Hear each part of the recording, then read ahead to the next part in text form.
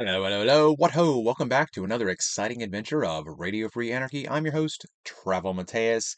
This is the remedy to the malady of having listened to a poor rendition, as I learned from a recent commenter that the version that I chose of Iron Maiden's Revelations is, or was a cover band or a tribute band, maybe a tribute band.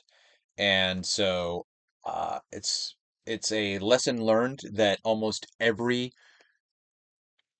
music reactor experiences listening to the wrong version. So many times Nick and Lex or even Sohum or whomever will get notes in the chat. Oh, you shouldn't have listened to that version. Oh, that's not the version to listen to. So here we are. All is fair in this game of trying to impress the audience. So here is a link to, well, not this is a link. Anyway. So in an effort to satisfy the anticipation of a friend of mine who made this recommendation, I'm going to listen to this version and give it another shot. So here you go, Nick. I just find it very, very intriguing that these bands that were so young could write about the depths of the human condition in such a way that is masterfully done through this art. So I have an appreciation for this whole thing. I'm going to roll it back so that you guys don't get pissed off and make bad comments. Here we go. To start it over just for you. Here's a kiss for you.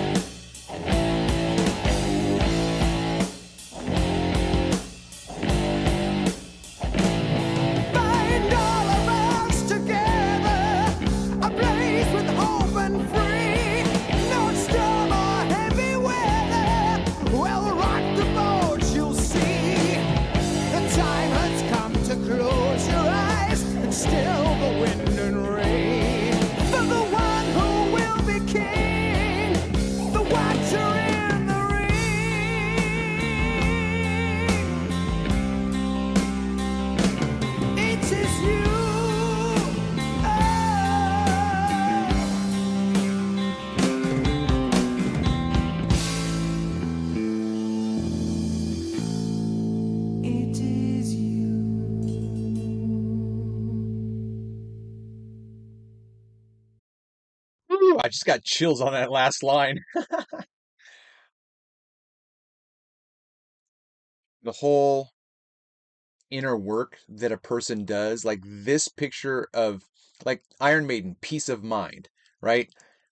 This depiction of Eddie is certain aspects of who you are within yourself, where you are almost like a demoniac or an insane person who's like a werewolf, right? A chained of you have to be, because there are so many facets to psychology that affect our peace of mind. And I'm anticipating, because I remember, looking at the lyrics from the previous exposure to this song. So I don't have the lyrics pulled up. I'm just going to listen to it. But the storytelling of, yeah, I guess just the thing is, it's just that these are artistic creations that are not unlike hieroglyphics of the past. I'm trying to find out how to find a way to say this, and I know that I'm probably pissing people off because I just interrupted the song, but it is what it is. Um, yeah, the whole thing about the Christian perspective of the Hindu depictions, where you have the Vishnu or you have Shiva or you have these gods that are in different poses or that have many heads or that have many arms. My understanding of that now is that that's a depiction of you, of your demons, of your lower base nature, that like this is an aspect of your nature that you have to dominate and control and hold back. Like just say for instance, you are someone who interrupts other people while they're talking. That's a problem, right? That's not a peace of mind within you, and you don't even understand it. Like you have thoughts in your head. You're listening to a conversation, someone else is talking, you have a thought in your head, and you go, "Oh yeah," da, da, and you just completely cut that person off. Now the other person should say, "I'm sorry, just hold on for a minute. Let me finish. If you would just let me finish, then you may speak." Like that's a gentle correction to a 7-year-old who just interrupted an adult, right? Wait your turn, Johnny. It's not, who was speaking, Johnny? Don't be condescending unless it's necessary, because some people just don't get it. You understand what I'm saying? So the way I'm looking at all of this now is that it's not that like Iron Maiden, these weren't depictions of like Satan worship and like, I don't know, correct me if I'm wrong. Like, what's your understanding of Eddie? Who is that? To me, this is a depiction of the lower base human nature, and these guys, for whatever reason, when they're in their early 20s and 30s, when in the 80s, I'm not sure like how old these guys were. That's what blows my mind. That you have these 20-year-olds writing songs that are about deep, deep, meaningful human psychosis, or even an analysis of, culture. That was much more enjoyable. I had the word was tolerable, but it wasn't tolerable. I enjoyed that, which is really interesting compared to what I listened to the first time. And it's kind of like being a fan of beats, and I don't mean musical beats. I mean the root. Like I didn't like beets when I was a kid, but I love beets now, even to the point of eating them, raw. Um, it's like the maturity of my taste, right? That's what I'm trying to communicate. The maturity of my taste has evolved so much so that I do enjoy intelligent music, which I would say this is in the versatility and the musicality of this. I don't know if you can go back and watch where whatever you want to call the transition, um, if it's a bridge or whatever. But there was at one point where I anticipated the music coming back around, and it felt as though it was right at the moment that I was like feeling there was going to be a transition coming up, and it happened. So to me, I was tracking with the musicality of this song. So all of that to say, I really, really appreciated this. Uh, you know, I was skeptical. Like, why am I going to enjoy this version more than that version? But this is completely superior. I'll just say that. But I do want to dive into the lyrics because I think it is worth looking into. All right, so here we are again at the lyrics. O God of earth and altar, bow down and hear our cry. So again, to ask the artist, what did you mean by this? I understand that art is subjective. I understand that the the whole thing about art, in my opinion, is that it is both objective and subjective. The objectivity in art is only created by the artist. What did you mean by this? Why did you use this? Why did you say that? Why did you like that's objective. After the full creation, when Michelangelo is done with the Sistine Chapel, or he's done with David or whatever, everyone then looking at that piece is now the subjective observer because they're experiencing it from their perspective, and like somebody coming from the States to Italy or to France or to like, and you see from your perspective, how do you then bring all of this into you? And that's the subjectivity. While at the same time, the thing that's outside of you is the objective reality. O God of earth and altar. All right, so we're talking about a sacrifice altar. I mean, that's what an altar is. Bow down and hear our cry. Our earthly rulers falter, our people drift and die. So who's the our? Is it just humanity in general crying out because the powers that be are obviously flawed, and yet we're supposed to submit ourselves to these broken systems? The walls of gold entomb us, the swords of scorn divide.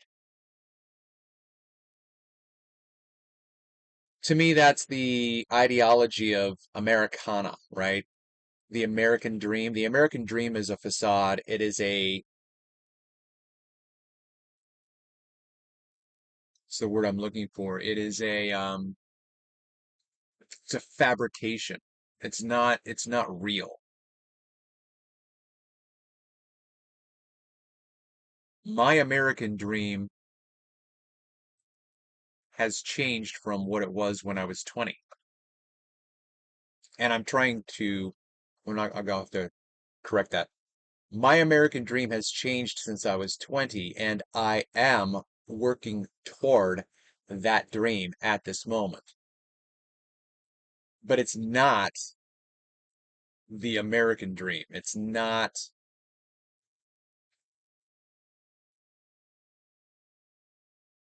the the walls of gold entomb us. So it's the whole depiction of this is what success looks like, or this is what true meaning, or this is where true meaning is found in the system. That's the walls of gold, you know.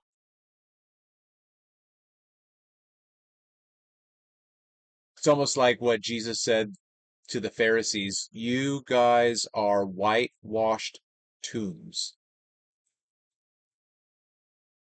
On the inside, you're dead, you're decayed, you're corrupt. But on the outside, you look all clean and shiny and nice. That's the walls of gold. We're entombed, we're enslaved in our minds by a storyline that we've been fed since we were kids. Whether or not it has to do with space being real or fake, whether or not it has to do with the Earth being a globe or not, whether or not it has to do with, what the nature of war truly is.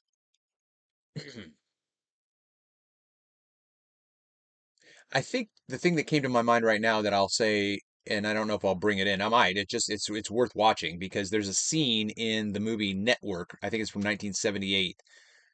There's a scene in Network where one of the corporate conglomerate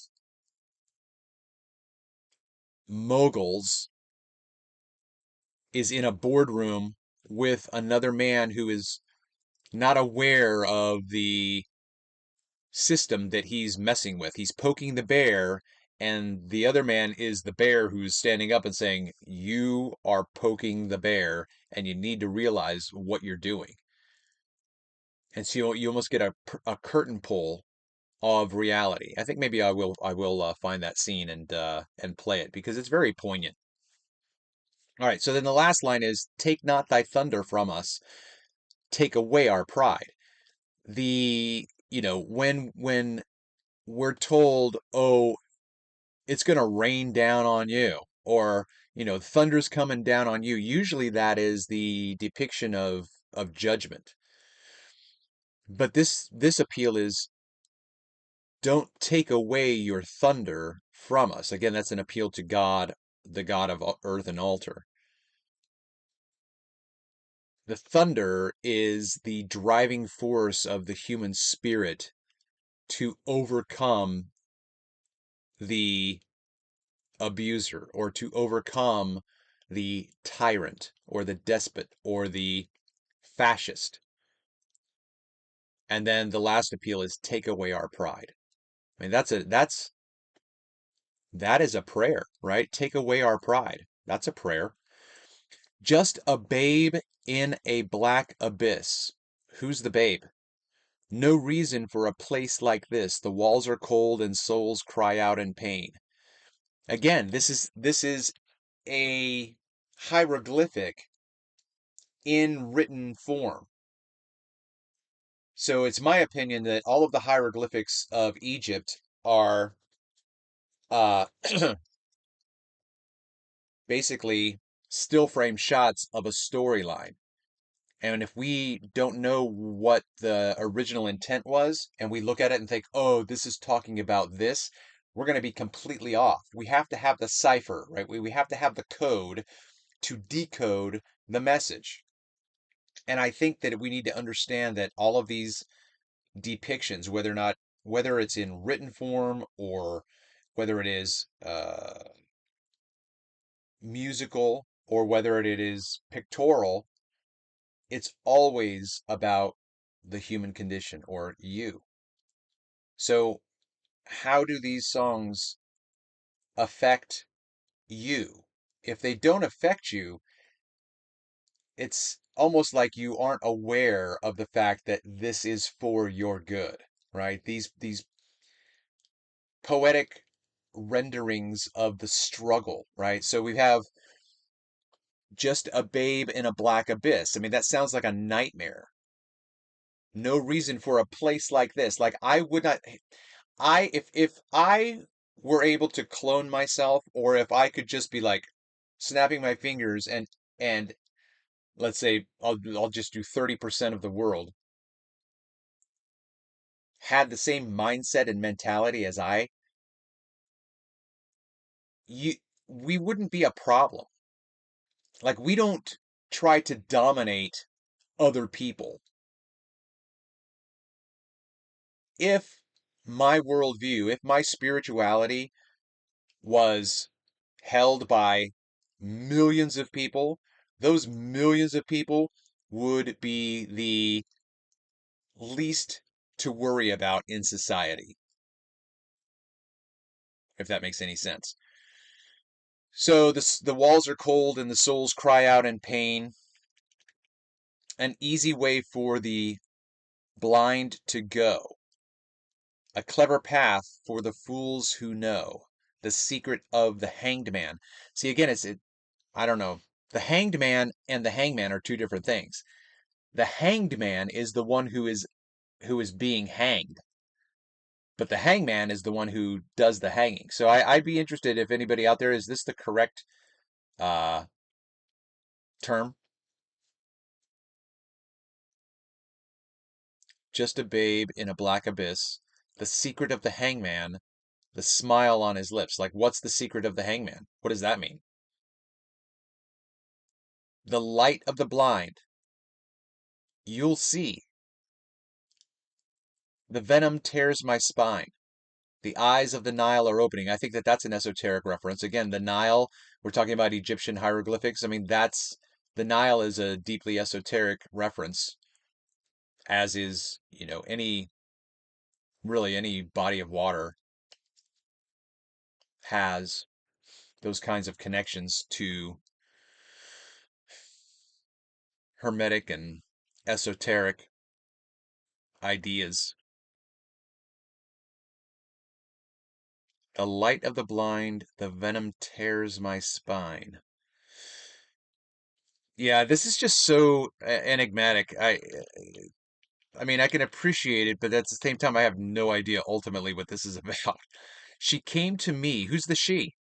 Is that America? Right? America came to me with a serpent's kiss. Because that sounds like someone who's being deceived, because serpents are depictions of subtlety and craftiness and slithering and sneakiness, right? As the eye of the sun, like, what does that mean? Reminiscent of the Alan Parsons Project, Eye in the Sky. I am the eye in the sky, looking at you. I can read your mind. So the eye of the sun is just simply the sun. There's just one, and if you look at it, it's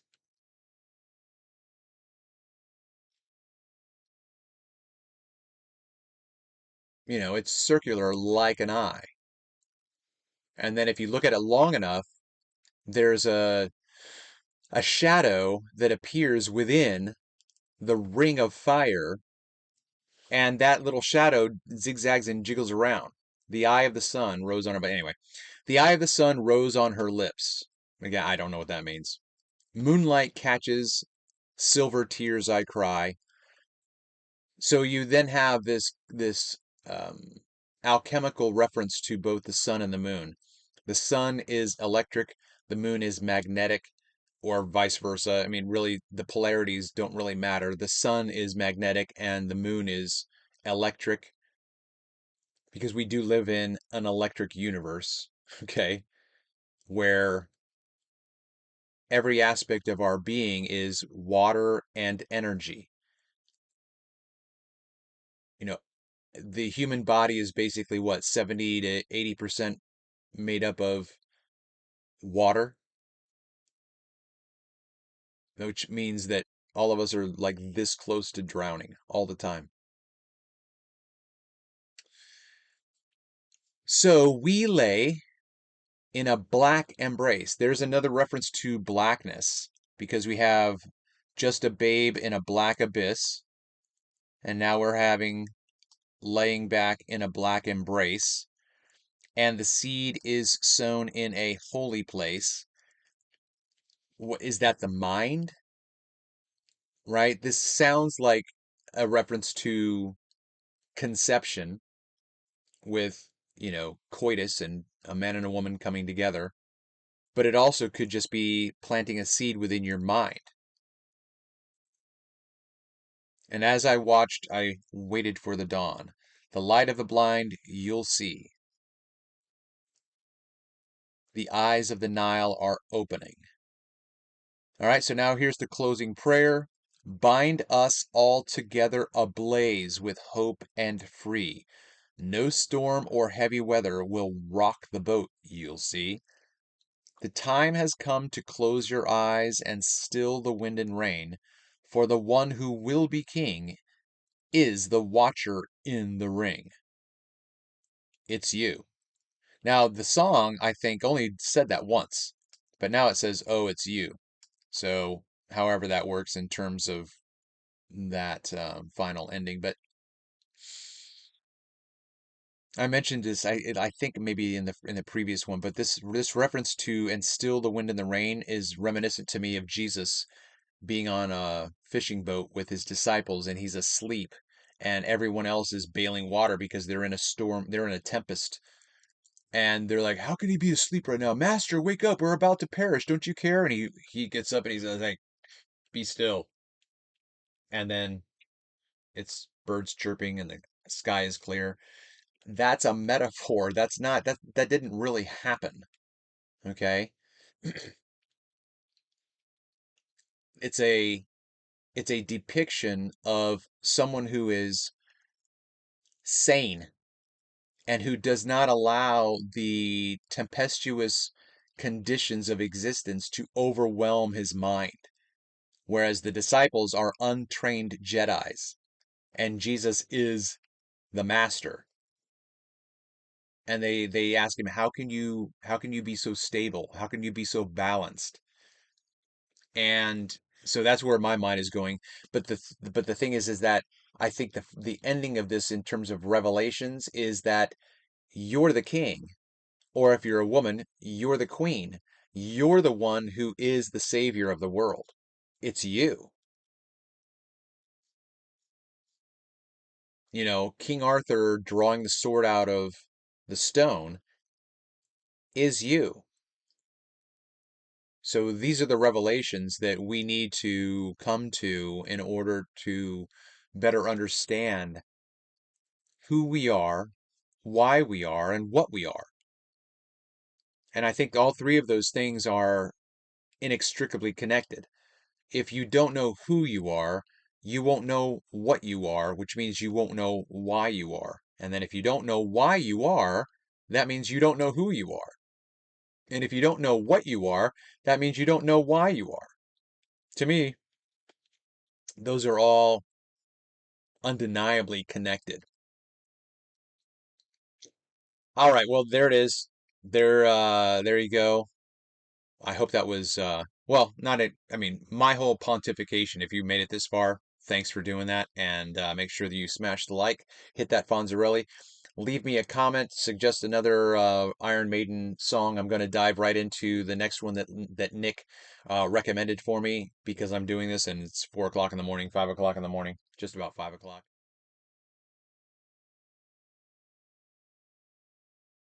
As it happens, after I finished my uh, experience with Revelations, Nick sent me this fan club link. So this is the breakdown by Steve Harris of the meaning of the song. So I'm hoping that if you don't know about this, that you find it very, very enlightening.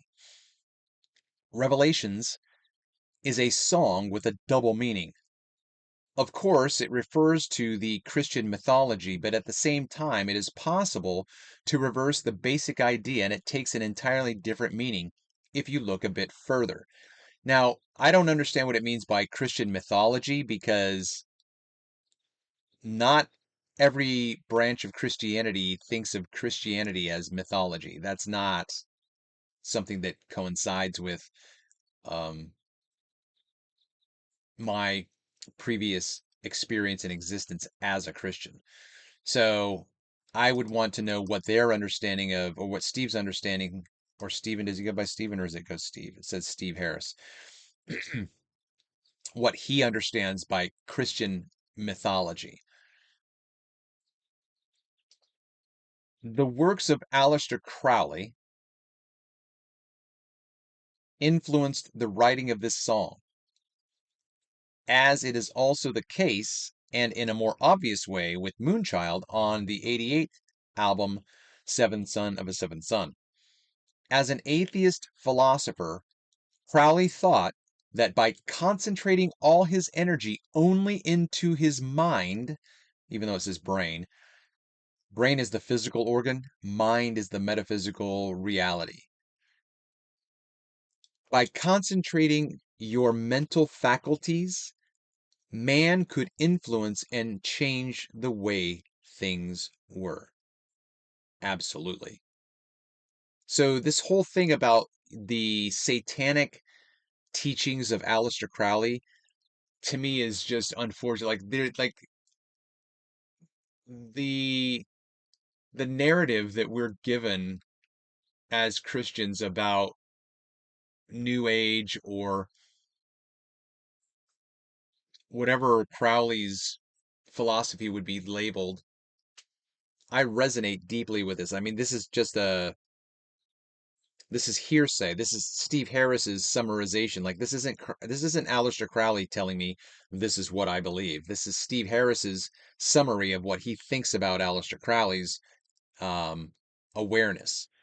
So to it, what's interesting that in a sense I could be a smaller version of Aleister Crowley in the sense that I'm working through my own philosophy right now, which is what this channel is. This whole channel of Radio Free Anarchy is my philosophical, spiritual expose of my understanding of meaning, being, and existence because I see myself as a type of everyman. That which I think, that which I experience, that which I hope for isn't just um, isolated to myself and independent of everyone else. Like we are all one.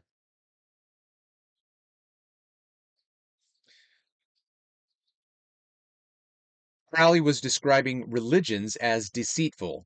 Yes, and I've made comments about that in just recent uploads, so check it out. Religions are useless and promote passivity. Yes, yes. And to him, religion leads directly to the brain of thoughts. And to him, religion, see, this isn't even, and to him, religion led directly to the brain of thoughts. I don't think that's a very clear sentence. According to Crowley, man was supposed to struggle against nature in order to exercise his brain and the powers that it contains, and attain by this means supreme felicity, supreme happiness.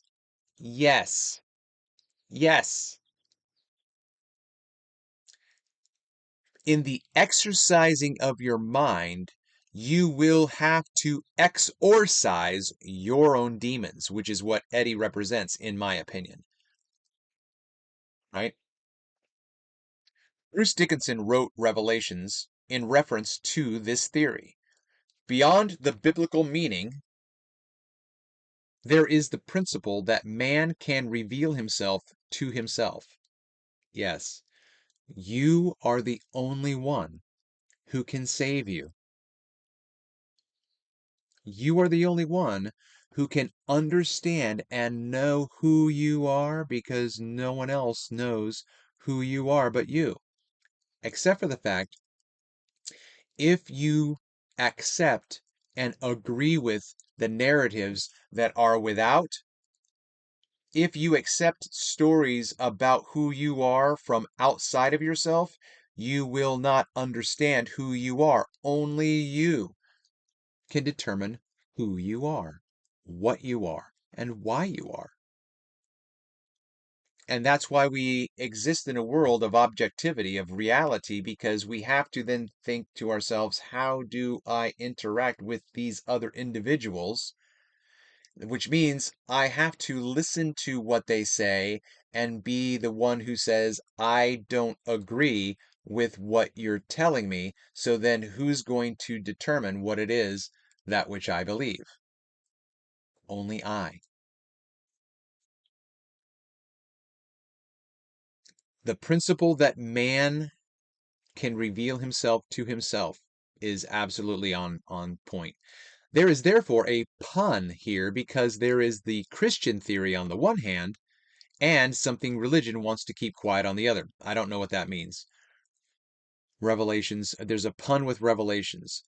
There is the Christian theory and something religion wants to keep quiet. Yeah, the religion, I talked about this before. I'll just say it again. I do believe that the major religions of the world, the big three, are contrived by the powers that be. They are created narratives based on spiritual texts. I do believe that the Quran, I do believe that the Talmud and, well, not the Talmud, I'm sorry, the Torah and the Christian Bible in all of its inclusions and exclusions are simply spiritual texts of wisdom, wherein we read stories about humanity's condition. And the references to gods and demons and whatnot are the references to the human faculties. God is your inner heart, soul, mind, and strength, divinity. To err is human, to forgive is to be divinely human. The first verse is an excerpt from an English hymnal written by G.K. Chesterton. Check out G.K. Chesterton. That Bruce learned at school. The song itself is in 3 parts. The first part is made of this hymnal that Bruce chose because he thought that there was some sort of vision in it. Although the text was written in the 19th century, the description it contains corresponds eerily to what is happening nowadays. Bruce also states that there is a lot of money going around in our society. That is the walls of Revelations. The walls are gilded with gold or whatever, however that line goes. But in fact, the more money you have, the least likely you are to be really happy. And as my ex-father-in-law used to say, if you're already happy, money's not going to hurt. A lot of money is not going to hurt. If you're already happy, you make all the money you need. The last verse, take away our pride, is the central piece of the mystical universe. The main hindrance to communication and happiness is made of selfishness and misplaced self-esteem that divide people amongst themselves. Absolutely. The Hanged Man, the next 2 verses refer to, okay, so this might be just, the next 2 verses refer to the Hindu philosophy. Just a babe in a black abyss alludes to Aleister Crowley. The word babe corresponds to the human being. Black abyss is a hopeless world. No reason for a place like this shows the nonsense of man's existence on earth if he doesn't, no reason for a place like this shows the nonsense of man's existence on earth if hope doesn't exist anymore. And now we're back to the whole Red talking to Andy Dufresne. Hope is a goddamn dangerous thing. What does he say? How does he say it? You know? Yeah, I'm totally digging this breakdown. Then we come to the secret of the hanged man. In popular Hindu beliefs, the hanged man is a sign of good luck. I don't know why. Why would that be? I would have to look that up. This is why the song states that he has a smile on his lips. This is what his secret is. So notice that there's no explanation here. This does not explain anything. Then we come to the secret of the hanged man. Who is the hanged man and what is the secret? In popular Hindu beliefs, the hanged man is a sign of good luck. Why? This isn't giving us an answer. I still have questions. This is why the song states that he has a smile. That doesn't why does he have a smile on his face? Because it's a smile is a sign of good luck. But why is it a sign of good luck? Because he has a smile on his face. That's circular reasoning without an answer. We still don't know what the secret is. What's the secret? What's the secret? Besides that, the hanged man is upside down with the number 4 being created, or an upside down number 4. You know what I mean? The esoteric symbolism here is lost to me. But there's illumination here. The sun is behind him. He has a smile on his lips. His hands are behind his back. He's hanged by his right ankle. The number 12 is here. In the third verse, the most important line is, the venom that tears my spine. I should have been able to clue into that that's the Kundalini, but it is what it is. It's early in the morning. Who knows? In yoga, there is a snake called Kundalini who is supposed to live at the base of the spinal cord of every person. And this is what I was talking about in terms of the base desires of nature and the taming of the serpent. During orgasm or intense meditation, a spiritual entity is created. The samadhi, symbolizing the transcendental union with God. At that point, the Kundalini is set free and crawls up the spine to the brain, where he releases his venom. The union between the venom and the brain substance then promotes a union with God. I'm reminded of my interview with Dr. Matt of the Psychosmos channel, which I highly recommend, and I will try to remember and put it right here. The next verse, the eyes of the Nile are opening, imply then that a whole universe of possibilities is open as soon as the venom makes its way into the individual. Whereas the Bible considers the serpent to be evil incarnate, the Hindu philosophy associates it with creation and ecstasy. The serpent has therefore here a positive and constructive aspect. And that's the whole magic of symbolism and esoterica, is that the subjectivity of a symbol has different applications for people because everyone's on a different journey. They're at a different level of understanding. They're at a different level of awareness.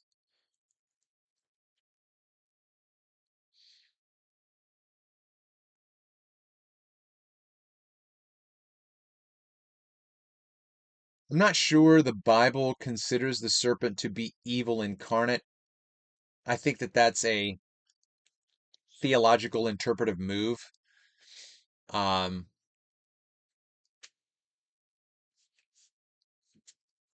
Evil. I suppose if you use evil as just in terms of that which is not a highest good.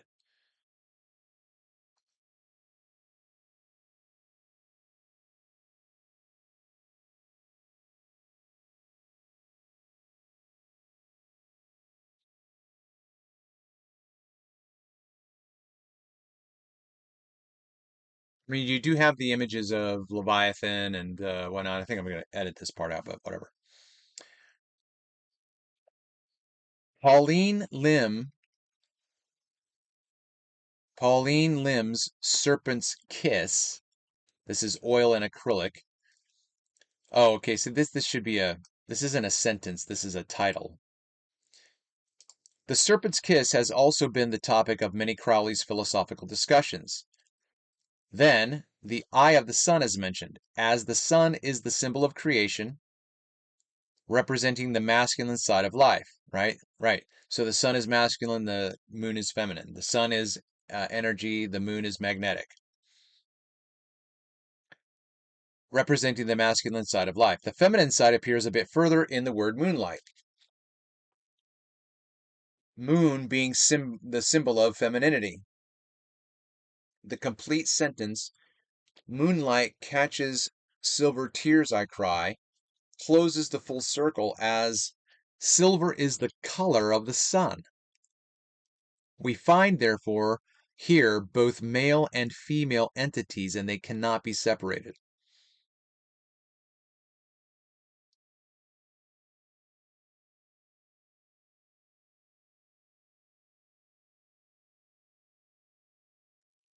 I think that that resonates with me in terms of what I was saying before, that if you do sun gazing,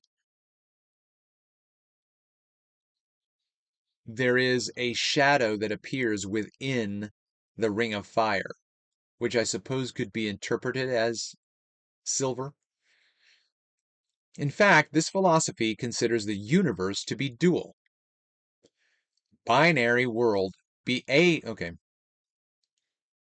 In fact, this philosophy considers the universe to be a dual binary world where everything only exists because of its opposite.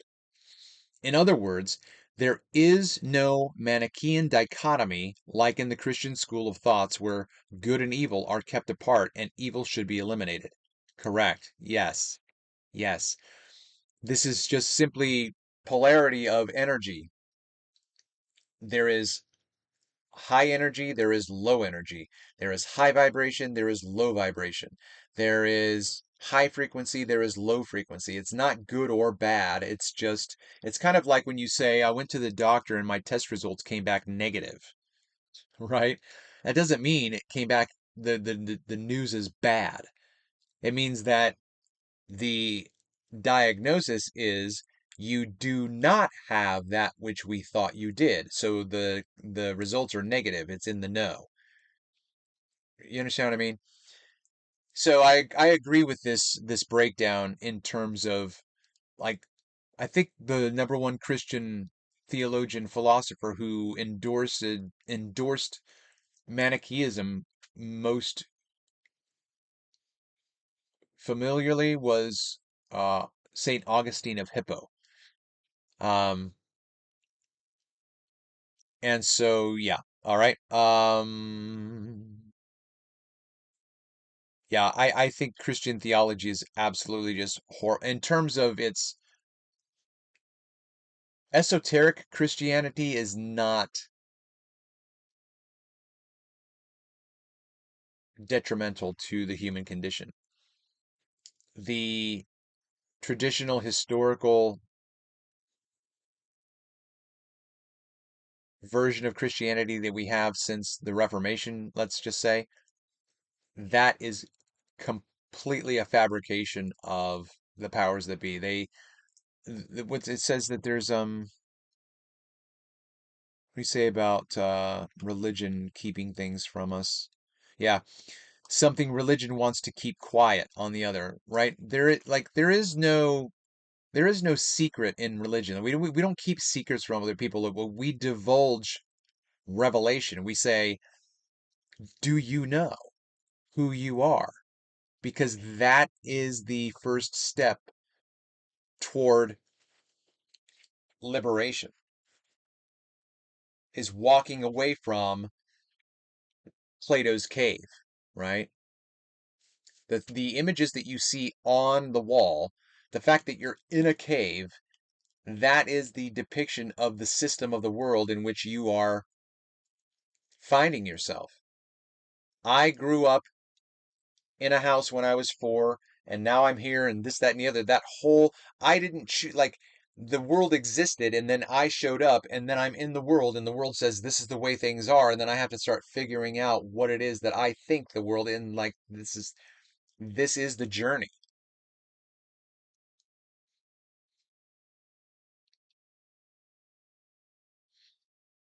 Only the Christian system of values is monolithic, whereas all the other great philosophies are based on a duality of notions, like yin and yang, or the Jewish Kabbalah, right? I agree. I agree. Bruce handles all of these concepts efficiently and with caution because of their complexity. My question is, how old was Bruce when he was writing this? Because deeply, this is deep evidence of someone who is highly intelligent, in my opinion. Revelations is quite a cryptic song at first sight, but it shouldn't prevent us from admiring also its musical value that makes it a little masterpiece and a great classic of Maiden, for sure. Again, this is my first exposure, so it's a classic that I'm just becoming aware of. To me, it's sort of a heavy version of the Wishbone Ash feel. You'll forgive me, but I don't know what this is. All right, there's another deep dive, right? Anybody gonna give me a Wishbone Ash to try out, right? Give me a first one to post it wins. Revelations comes together more live. That tends to be like that with us. I'm sure that that's just the way it is. When you have, improvisation and whatnot, doing live shows, yeah, there's a lot more energy uh, expressed. Usually the numbers are better live than on record. Usually the numbers are better live on record. I don't know what that means. That has to do with the feel of the songs. Most of them were written to be played on stage, not the recording studio. Usually the numbers are better. I don't know what that means. Yeah, I'm gonna have to do a deep dive into all of this esoterica, especially with the Hanged Man and the tarot cards and things like that. I got a lot to work through for sure. The Flight of Icarus, Die with Your Boots On, Quest for Fire. Yeah, I'm gonna have to check this whole thing out. This is gonna be a deep dive. Woohoo! All right. Well, thank you so much for tolerating my pontifications and working through all these things that you might be completely familiar with and bored to tears because I'm just catching up. But, love me. It's just the way it is. All right, I'm going to try to wrap this up because I've just stumbled over myself for the past minute trying to figure out how to wrap this up. So here we go. Thank you so much for tuning into this next new exciting adventure of Radio Free Anarchy on my playlist, Mustachioed Reactions. I'm your host, Travel Mateus. Until next time.